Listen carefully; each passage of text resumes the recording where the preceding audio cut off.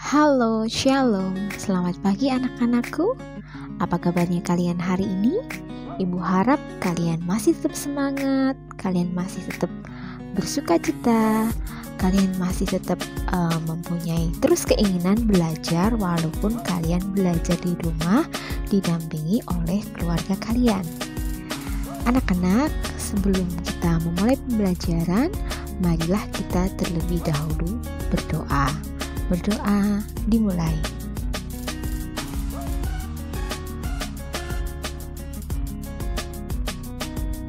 Berdoa selesai. Anak-anak, pada pembelajaranku hari ini, hari Kamis, tanggal 27 Agustus tahun 2020, pada pagi hari ini kita sudah masuk ke tema yang kedua, yaitu menyayangi tumbuhan dan hewan. Kita masuk di subtema yang pertama, manfaat tumbuhan bagi kehidupan manusia. Pada pagi hari ini, kita akan belajar tentang matematika. Sebelum melakukan pembelajaran, apa kebiasaan pagi yang kalian lakukan? Apakah itu 1 berdoa, 2 mandi, 3 berpakaian rapi, 4 sarapan pagi? Jangan lupa ya, apa yang kalian lakukan dituliskan di buku tulis tugas tematik kalian di tema yang kedua ini. Anak-anak, di tema yang pertama kemarin kita sudah belajar tentang penjumlahan. Nah, di tema yang kedua ini, di subtema yang pertama, kita akan belajar tentang sifat-sifat pada penjumlahan. Yang pertama ada komutatif, yang kedua ada asosiatif. Di kelas 3 ini kita akan belajar penjumlahan dengan sifat pertukaran komutatif. Apa itu komutatif? Komutatif adalah sifat pertukaran tempat pada penjumlahan dengan jumlah atau hasilnya itu tetap sama. Oke, untuk lebih memahami supaya kalian lebih paham lagi, perhatikan contoh berikut ini. Contoh yang pertama, seorang pekerja menghitung buah kelapa di truk pertama sebanyak 425 buah. Di truk kedua ada 590 butir buah kelapa. Ingat ya, truk pertama tadi ada 425, truk yang kedua ada 590. Bagaimana cara penulisan penjumlahannya? Cara penulisannya adalah sebagai berikut. Kita lihat, truk pertama tadi 425, truk yang kedua 590.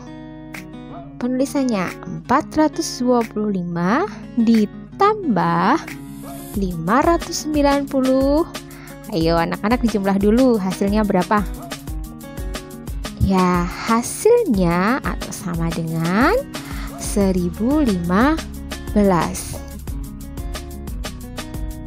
Jika kita tukar posisi gambar truknya, truk yang pertama 590, kemudian truk yang kedua 425. Cara penulisannya bagaimana? Cara penulisannya adalah 590 ditambah 425. Yuk anak-anak dihitung dulu berapa hasilnya.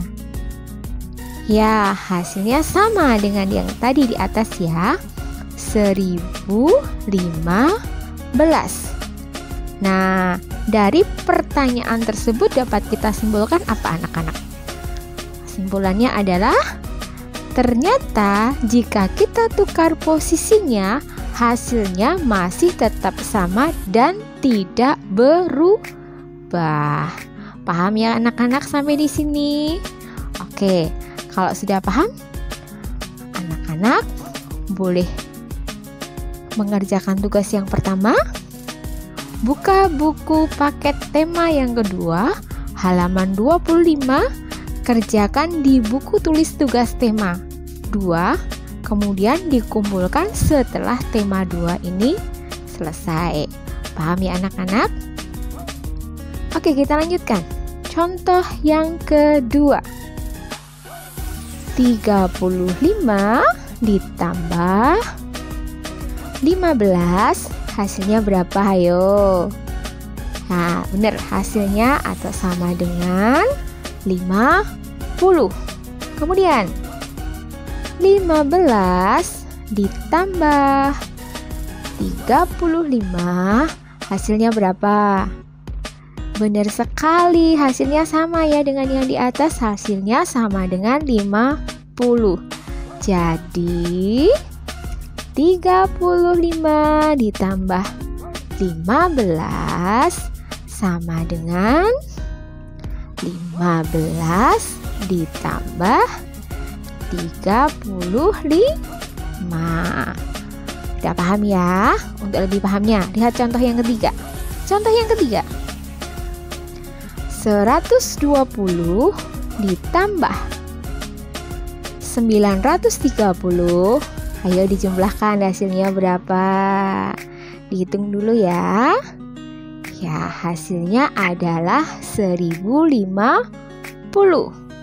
Jika ditukar posisinya, 930 ditambah 120, kira-kira hasilnya berapa? Ya, hasilnya masih tetap sama, yaitu 1050. Kita simpulkan, jadi 120 ditambah 930 sama dengan 930 ditambah 120. Paham ya sampai di sini? Baik, kalau sudah paham, tugas yang kedua. Buka buku paket tema 2 halaman 7. Kerjakan di buku tulis tugas tema 2. Nah, dikumpulkannya setelah tema 2 selesai ya. Kita lanjutkan. Contoh yang keempat, soal cerita. Dayu mengumpulkan biji kacang merah sebanyak 500 butir. Biji kacang merah ia letakkan pada kotak berwarna hijau. Siti mengumpulkan biji kacang merah sebanyak 610 butir. Ia meletakkannya pada kantong plastik. Berapakah jumlah kacang merah Dayu dan Siti? Bagaimana cara penulisannya?